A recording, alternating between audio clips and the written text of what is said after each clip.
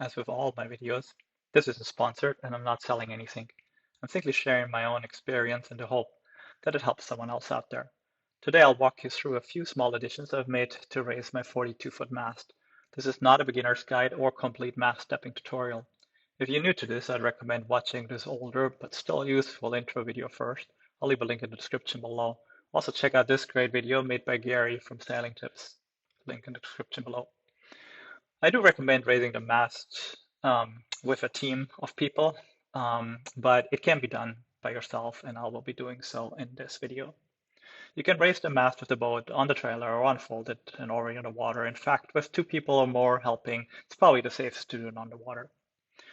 Here are my basic mast raising additions. Note I'm using the factory stock yoke, chin pole, and raising wires.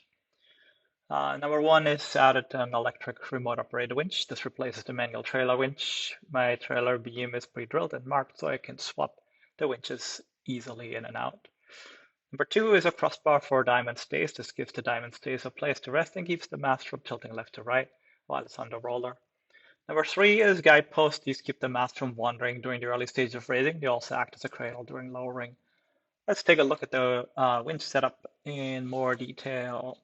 My 42-foot carbon mast has a deadlift weight of approximately 790 pounds. To handle this load, I'll use a 2,500-pound electric winch with a 2-to-1 purchase through high load blocks.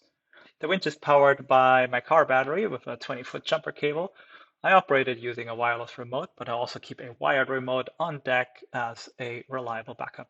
The electric winch installs directly in place of the manual winch with the mounting holes pre-marked on the trailer for quick, accurate setup.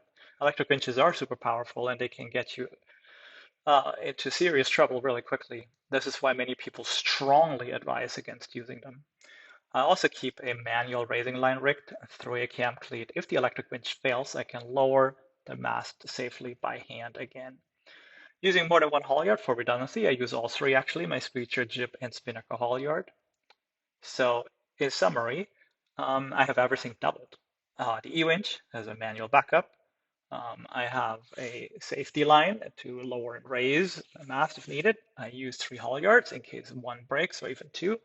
And I use a wired remote and as well as a wireless remote for the winch. The crossbar for the diamond stays is it provides a stable resting point for the diamond stays to prevent the mast from tilting left to right while it's on the roller. I will use my Team New Zealand 1-25 model here to demonstrate this. When rolling the mast backward, the rollers alone do not provide enough lateral support, allowing the mast to tilt from side to side.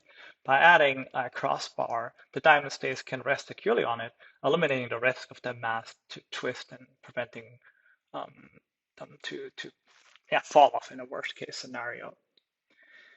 The guideposts, when first raising the mast, it's helpful to have the option to pause and check all components if everything looks good and whether the mast is drifting left to right.